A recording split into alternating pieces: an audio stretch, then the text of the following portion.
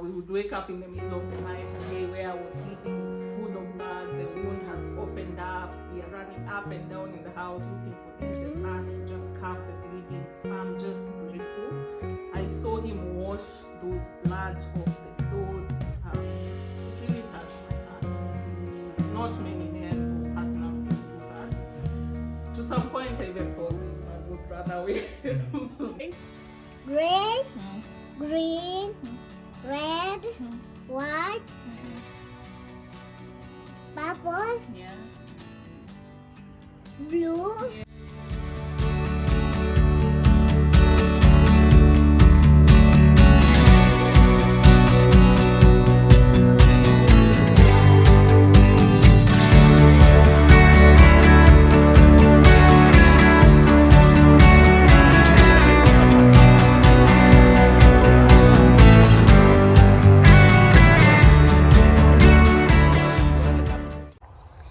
Good morning, good evening, good afternoon. Of course, depending on where you're watching this video from or what time you're watching this video. My name is Nyangwe and it's about 3 p.m. in the afternoon. Shooting this video or recording this video from a small village in Africa called Nyabuhanse. So Nyabuhanse is in Kenya, and I'm sure many of you have already heard about Nyabuhanse. But for those of you who don't know about Nyabuhanse, you need to find out why this village is one of the most famous villages in Africa. Yeah, proud to be associated with this village. I actually come from this beautiful village, and let me just give you a little bit of context about this village of Nyabuhanse. So Nyabuhanse is a very tiny village, I would say, towards the southern part of Kenya. So the people who live in Nyabuhanse are actually a minority community in Kenya, like super minority, like the people who would come at the bottom of the food chain, if I could say that. So we are a small minority, a few thousands of people, and with from very humble beginnings. But that has not stopped people from, going to school or dreaming big. And yeah, we are trying, and we thank God for everything that has been thrown at us or has been denied of us. And we are happy where we are, and we are looking forward, to better days, especially in Kenya. Like I said, we are a minority people, and most times we are really ignored. We are unknown. But sometimes you say the strongest people are the ones who go through such kind of challenges. Yeah, I hope that puts it into a little bit of context. But yes, let's jump right into it. Let's talk about cancer. Honestly, even just mentioning the word cancer, for some of us it's very strange, and I don't know what your experience is, but yes, whatever it is, I know it's not an easy thing to talk about. But yes, sometimes some things happen for a reason. Maybe this is an opportunity for us to hear from this very strong and beautiful lady, Pascalia Gati. She's actually my I've grown up looking up to her as an elder sister, a neighbor, close neighbor. My home is actually down those, colorful iron sheets that you can see down there in the background. Just a few meters from here, this is Pascalia's home. This is a home, very simple retirement home by her dad. And we are privileged that she's back here in the village, and she's going to speak to us a little bit, share with us her experience about cancer. Sad to say, she's a fighter, and what I can only say and ask of you is just to continue keeping her in your prayers, because it's not easy. And I don't want to say so much about it. We'll just give her an opportunity to share her story. Oh, this used to be a dress, but ever since whatever, just at what time navanga tu hivi, wear tights inside and a vest. Whatever is there, it's covered. See overall, apron. It's a dress. Hi Pascalia, how are you? Hi, how are you, Dennis? I'm good. Nyangwe, you call yourself Nyangwe? Yes, I'm Nyangwe. Nyangwe or Dennis. Dennis is also my name. But when yes. we were in school, we used to call you Dennis. Yes. You remember me when I was in school? We went to the same school. Yes, but primary. what do you remember? You are very bright, champ. I think you led in exams Yeah. that time. KCPE. I was the Yes. first in the district. Surprise, surprise. Mhm. Yeah, those are good memories. Yeah. Yeah, I think we went to a very good school. We were fortunate Yeah. to, like for me, it was just fortunate to be part of that school, Yeah. and I'm happy. But I also remember you. Mhm. You were, I think, 2 classes ahead of us, right? Yeah. Yeah, and yeah, those are good memories. Very many years back. Yeah. Yes, and then here we are. I think we have been neighbors. Yeah. For the We have- longest. for the longest time. We have been. It's more of a family. Yeah. We have grown together. I think I've slept in this home for very many times. Yeah. And also your brother, who is my best friend, actually has, Yeah. My has slept. immediate follower. Yeah, we did follow. Oh, you're the firstborn, right? Yeah. Firstborn of how many kids? 3 boys and I'm 1 girl. only- The only girl. Mhm. Wow, I can imagine that. Yes, how does it feel to be a firstborn? What are the responsibilities? It feels okay. I don't know how to explain it, but you feel like a parent. A parent. Yeah, you're like you want to correct your siblings every time. You're like the responsible one. Yeah. Honestly, Pascalia, I'll call you Gati because that's how we call you here in the village, Yep. at home. I mean, I even love Gati. Gati is easy. So Gati is actually most firstborn girls. They're either named Gati or Boke Or Robbie. or Robbie. Yeah, in this small community of ours, Korea. Mhm.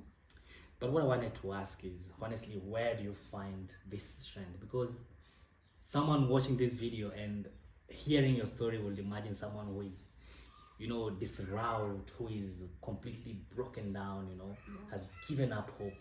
Because even when I came here in the morning, I was waiting for you. You had gone to the hospital, right? Yeah. Just for a checkup.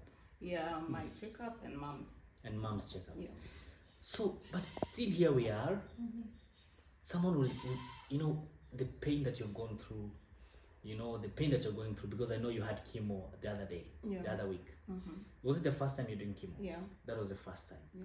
Someone would imagine someone who, where do you find this strength, honestly? I would say one thing, God. God. God. Just God. Because if God wasn't in my story, there's no any other way to write it without Him.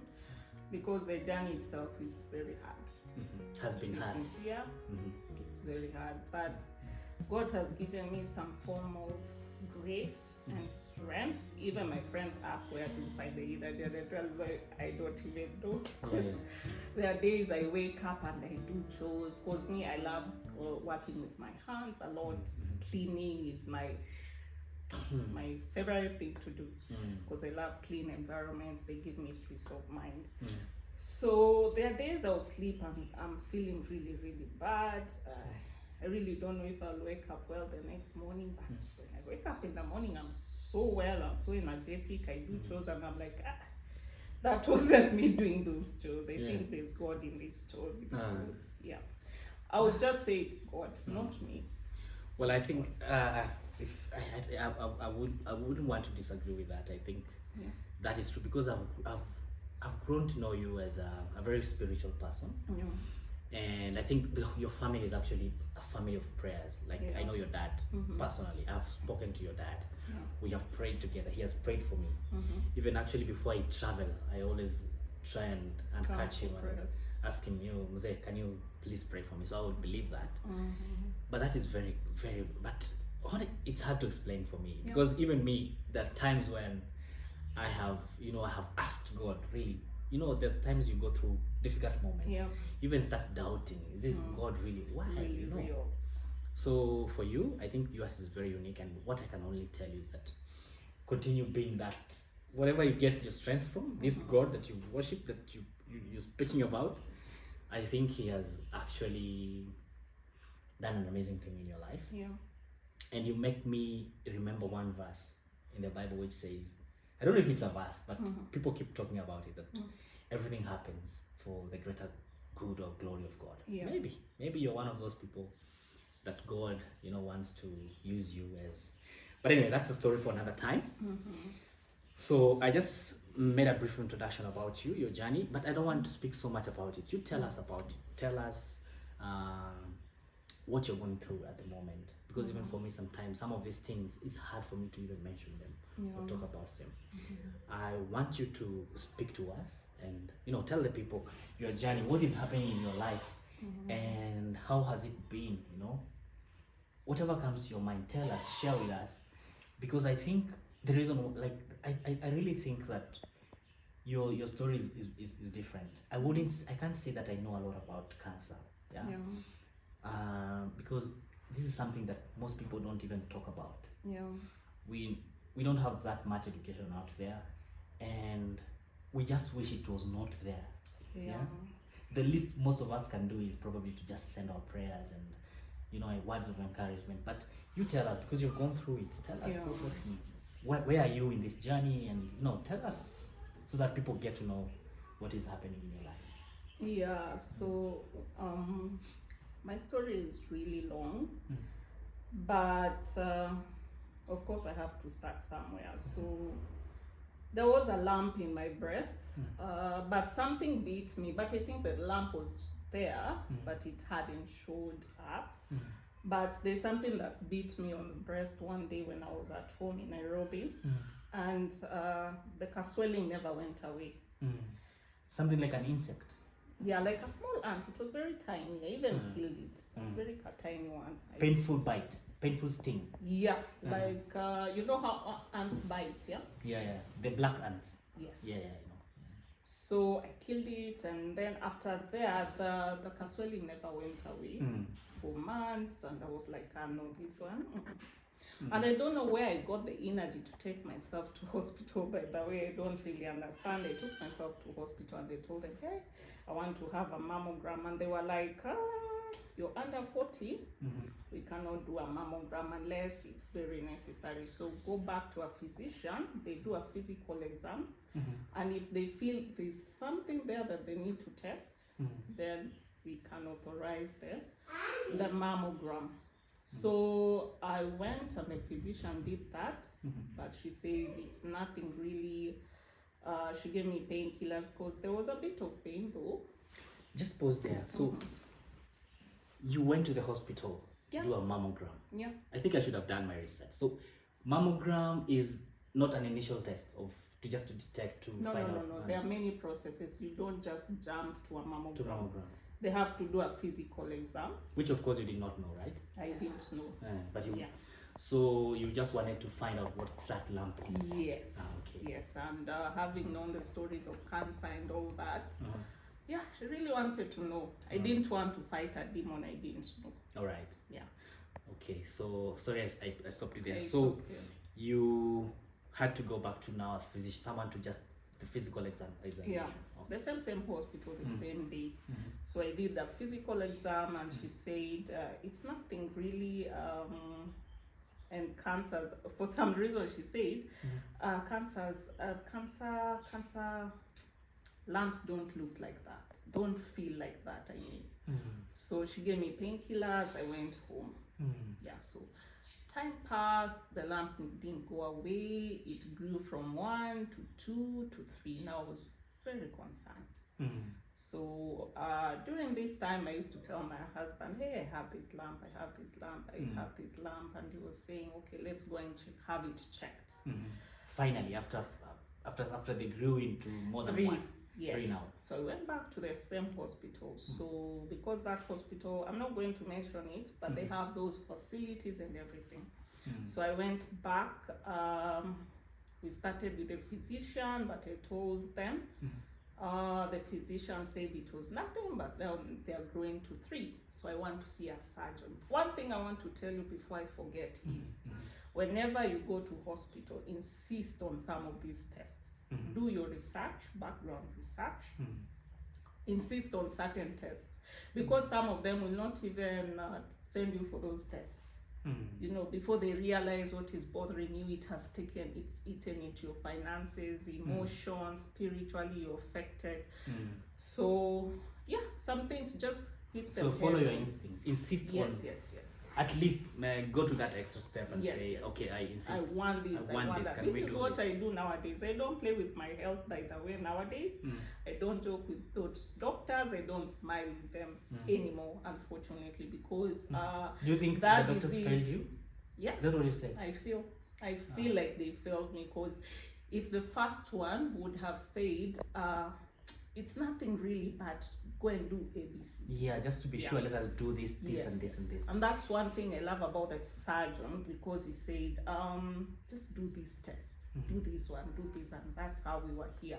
But now the first one said it's nothing, go home, you see. And now the trust you have in doctors, like they are all knowing, you know. Yeah. Yeah, I went back home, but now see where we are. So I feel the hospital failed me. But everything, as you said, happens for a reason and for the good of God, for the glory of God. So maybe I was supposed to go through this journey for God, maybe to prove He's God, or to teach others, or maybe it's just my story that is going to teach other people, you see. So I was really, really angry, yes, but I forgave them. I said they are human, they are prone to error, and yeah, if God said it's gonna happen that way, it's gonna happen that way. So I told the surgeon is there a test I can do? But before I could even tell him, he sent me for an ultrasound, breast ultrasound. So that was how many years or how many months after? Just months. After you. No, I'm talking about the day when that thing beat you. Yeah, I would say it's like 6 months. Oh, 6 later. months. Oh, yeah. Okay. So that guy is called a sonographer or something. Sonogram. The sonographer, the person doing the ultrasound, they're called sonographers or something. Correct us if you're wrong. Yeah. Yes, so he did the whatever, and he said, kindly when you go back to the doctor, just insist on mammogram, because he felt these things they were actually huge. He insisted that I tell the doctor that, but I also told him, I'm not relenting. I also want further tests. So I went to the doctor, and he was like, hey, let's do a mammogram now. But you're below 40, but we'll still do, because now these things are behaving funnily. We need to know what it is. Wait, so what is the issue with the mammogram and age? 40. Maybe just educate us. Yeah, there is a lot of, is it radiation? Those machines they use, they could affect you. If you're younger, you're in that reproductive age. Okay. Yeah, they could affect you. Or reproductive. Okay. Yes. Understood. So that's why, cancer initially, it was in old people who are over 50, 65 and above. So those things don't really affect them, because they are past the reproductive age. But you see me, I'm still giving birth and all that. Okay. I'm really still active and all that. So that's why they insist on someone who's over 40. But currently, you can do the mammogram, because cancer has really become... Even people under the age of 30. Even kids. Yeah. They are doing those tests, because now cancer has become... I don't know how to call it. It's become a thing that is going to affect and eat into the government's money, by the way. Yeah, because even small kids have the same issues. Younger women, younger men. It's attacking everybody everywhere. Okay. From all corners of this world. So, yeah. So those tests, I would really, really encourage anyone to go and do them. Marja, you can do them. You can do them now. So go and... For the initial testing and just screening. go to hospital and let them run tests. Screening. Over your They will body. call them screening, right? Yeah. Do You you had know that? even men can get breast cancer? Like my issue is breast cancer. Not my issue. This issue that I have is breast cancer. Even men get breast Men cancer. get breast cancer. Yeah. Well, we're lucky to hear that from you. Yeah, that's a lot of information. I was very ignorant about that, you can imagine, but yeah, I've learned one thing or two. But let's go back to our story. So you went back to the doctor and insisted. He actually agreed that I think we should do the mammogram. Yeah. The surgeon. Yeah. Okay. So in the same hospital or a different same hospital? hospital. Okay. Because they have facilities, so I didn't want to go anywhere else. By same hospital, I mean the one that you went there initially. Yes, the very okay. first time. Okay. So the surgeon sent me for a mammogram. This was not the same day. Yes, he wrote the same day. I just have one question. Yeah. Is it that it's not easy, or or rather is it hard to access the right doctors in a good hospital, for example? When you just walk in like this, by the time you get to reach to the right doctor, it might take time. And very true. And what do you think should be done about that? I think people, if for example you go to hospital and you have a headache, or maybe you have a stomach ache, and most of the time you'll be taken to a general doctor, and then after that, if you see there's this it keeps on referral, and yes let's me refer you to this person, and they refer you now to a specialist, because they are quite pricey. They're not their consultation is not as same as the specialized general physicians. But if you ask me, and the way you're explaining it, I think, like your first suspicion was you feel like there's something wrong. You know, it might be cancer. Probably if there was a dedicated cancer, for example, station or rather clinic where you just specialize in such cases, probably things would have been turned out different. I think maybe that's what hospitals should adopt, right? Instead of letting people, you know, we're trying, maybe we're suspecting this. But anyway, it happened. So you did the mammogram. Yeah, some days later I did the mammogram, and then the results came out. We took them back to the surgeon. Were you in pain? Not really. As I have said, God gave me grace. You know, there are people who say they are being in pain, I've never, yes, I've been in pain, but it was something I could manage. And whenever it persisted, I would take some painkillers that were prescribed to me. But most of the time, I would say God gave me grace. So was it one breast at that time, or both breasts? One breast. At the time, it was only one, but later the other one also had a lump that wasn't growing though, but it was just there. You could touch and feel it. It was very big. You could feel it, but it wasn't growing or anything. This other one was growing, because this one, they did the first biopsy, which is that syringe, and then the second one also I did excision biopsy. So there was a lot of touching on these breasts, a lot of cutting on these breasts. So it kept growing. And again, those things, by the way, it's not a myth, it's true. Those things, the moment they are cut that way, I don't know which word to use, the moment they are tampered with, the pruned and the examined, they actually grow. They actually grow, because if I compare this breast and this one was not touched, but this one, it was becoming worse. This one gave me problems. My left breast really gave me issues. So he said now I needed to do something called the biopsy. I did the first biopsy, the syringe one. That one that you go to, it's usually also done in a minor theater, where they go and insert a syringe, a very long one.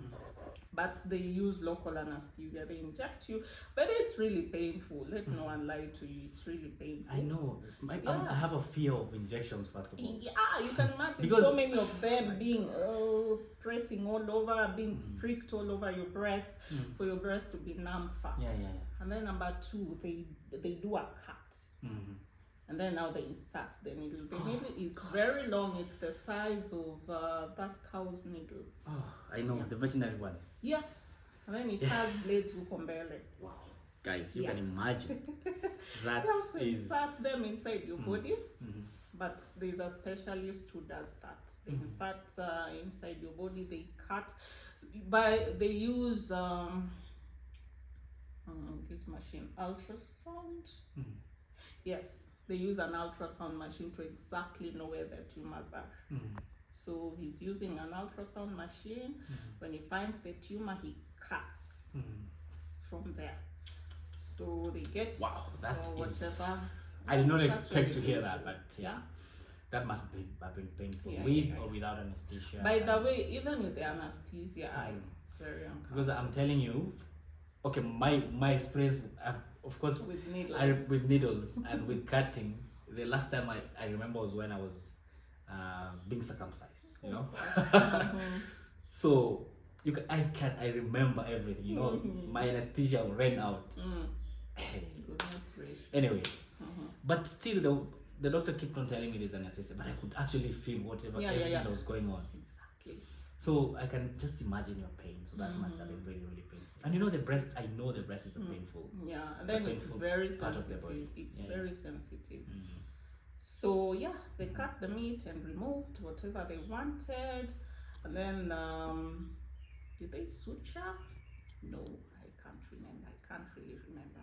So you were in a surgery bed. Yeah. But it's minor. Minor surgery. Yeah. You were conscious. The whole time. It's just the breast that was numb.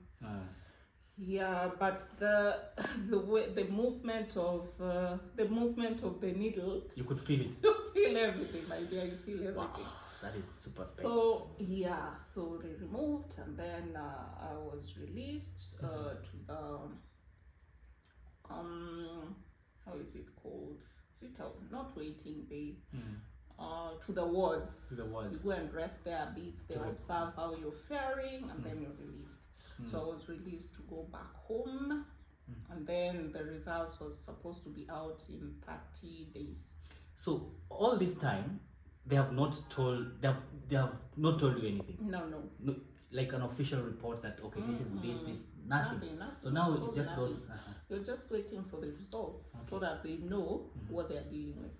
Okay. So 30 days, we went back to hospital, and we were told the cells are behaving abnormally, and for them to be sure. So wait, you had to wait for 30 days for the results. Yeah.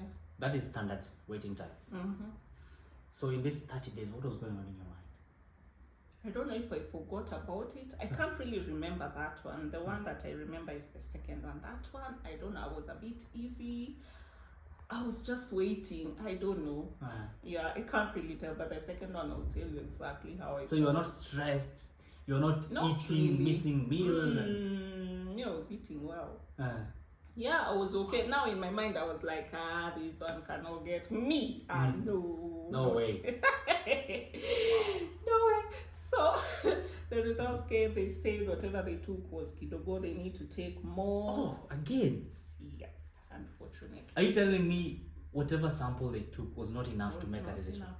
Yeah. And you believe if that? I show you the results. It was not conclusive. Yeah, they said whatever they took was not enough. They need to take some more. To be sure. I was pissed. Dennis. Like, these people are playing with my body. Do they know how those needles feel like?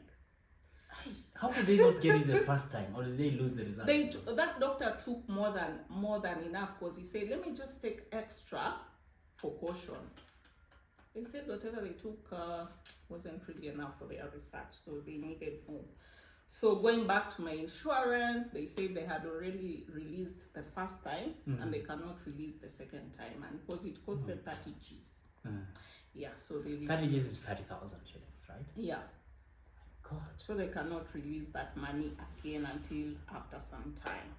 So we had to look for the money manually, and at that time, the tumors are growing. We are looking for money. The tumors are growing. So 3 months later. 3 months later. Yes, the tumors now had grown. So 30 days. That's 1 month. So when you went back, you're not able to raise those funds. So you had to wait for how many more months? I would say like 3 more months. 3 more months. So that's 4 months since your last test. Your last exam. December, January, February. Actually, it was more than 3 months, because I had the second biopsy in around April. So from November to April. Or December to April. Wow, that's almost 5 months. 6. Yeah, November, December, because this November I went for my niece's graduation. Yeah, I remember, because I made the call when I was in Eldoret, and I asked if it was approved. They said it wasn't approved. So we had to wait. So what made me go back the second time was that the tumors had grown and they were affecting my armpits. Now the lymph nodes on my armpit had begun swelling. Yeah, so I wasn't able to place my hand like this. Yeah, they were swollen. So I would place my hand at akimbo always. Yeah, because now I couldn't place them like this. Yeah, I know that they were really swollen, and then it was very painful. Yeah, that pain of the swollen armpits felt like having a boil. When you have a boil, the way that feeling, the way you're feeling in Kikuria tunasema msangizi. That Msangiri, yes, I know. Now that one, it can really tight, you know. It felt like that, like someone has really tightened your muscles.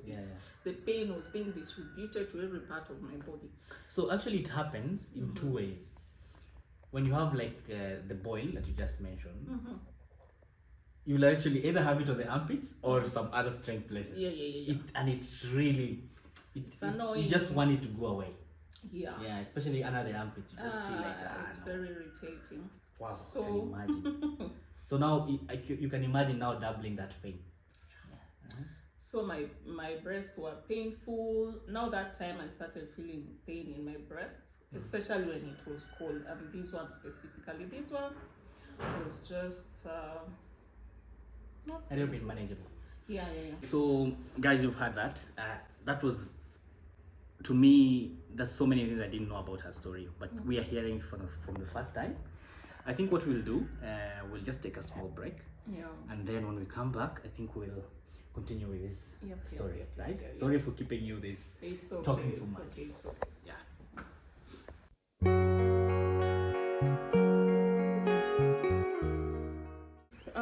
When I wake up in the morning, it depends with the schedule of the day. There are days I'm going out, I'm doing my errands. So that's in Nairobi. Yeah, that's in Nairobi. Here is just resting. In Nairobi, I have to do my duties as a wife, first of all. Yes, as a wife. Okay. So you're Mrs. Who? Mrs. Olo. Mrs. Olo. Yeah. Okay. Mr. Olo must be a very, very... What can you say about Mr. Olo? Even before I say anything. Mr. Olo. See, Chocha though. Yeah, I would say I know you know my story. It took me some time before I got married. I was married when I was in my early 30s. But I thank God he was preparing me for marriage. Because if I was married before, I wasn't really prepared, you know. As a wife, there's a lot. You know, I was used to this home where, it's just wake up, do things the way I want, you know. Now I have to like organize myself around my husband. Your own family. Yes, I just have to organize. I have to know his schedule because I'm not going to mention the kind of job he does because of the security of it. I have to know if he's going on night duty, the clothes he'll wear, I have to iron, the shoes have to be well polished. You probably have an idea of what he does anyway. Yes. Night duty. Yes. So the kind of shoes he wears again for the night duty are different from the ones on day duty because of the cold. All that. And then there are different stations where they work. If he's in the office, he has to carry dinner. So so I have to arrange myself around that. Even if I'm going out of the home, I have to organize and tell him, hey, for your dinner, this is what you carry. So, and again, he's very efficient. He doesn't rely on me. That's one thing I love about him. He cannot like stay hungry that, my wife is not around, so I'm going to buy food. No, he will cook. Okay. Because again, the way our parents have taught us, the Kuria community is a very interesting community. You cannot leave the home without food, actually. So there has to be food. So my mom told me, never lack food in your house. So that's in my house, whether I have an impromptu guest, there will always be food to eat. Okay. So I'll usually make sure there's food, it's prepped, so maybe he just warms the food and eats when I'm not home. Yeah. So that's it. I have to arrange myself around him. Fortunately or unfortunately. I think that's fortunate. That's good. Yeah. But again, he's so he's your really good friend. Your husband. That man is amazing. I would say. He's been your pillar. Yeah, he's been a pillar because now I live in the city and my main family is here. So there are things that they cannot do that he only can do. Like taking care of me, taking me to hospital, because the days I'm going to hospital, I either take an Uber or he drives me to hospital. And again, considering his work, that's sacrifice again. Yes. He has to drop me and then go to work and then come and check on me, because they are not given those permissions like, hey, you have a holiday, you have your hospital, you have your wife in hospital. Yeah, so we give you a day off. No, it doesn't work like that for them, unfortunately, which is very sad. So he would come and check on me, go back to duty, check on me again, go back to duty, and then by the time I'm being released to go home, he'll drop me and then go back to work. Wow. So you see, so many trips by date, so many trips, but yeah, he's been my pillar. And this journey, by the way, used to fight with him alone. His side of the family came to know about it when now things were getting serious. But before, it was just me and him and my side of the family because of the prayer part. But for them, they came to know 1 year after I was diagnosed, especially the sisters and the brother. But the rest, the larger family now knew about my case when I was going for surgery. Wow.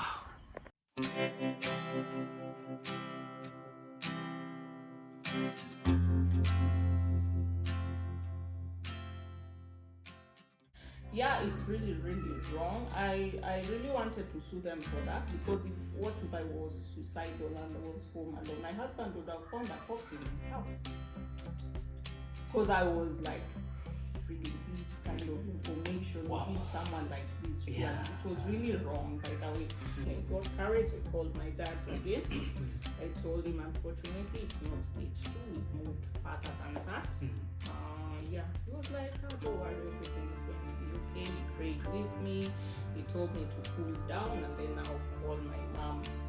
Just tell my mom it's just stage 2, not anything more than that, because this one now will break her. I felt it was the end of the road, because now I'm going to die. I mean, what's next?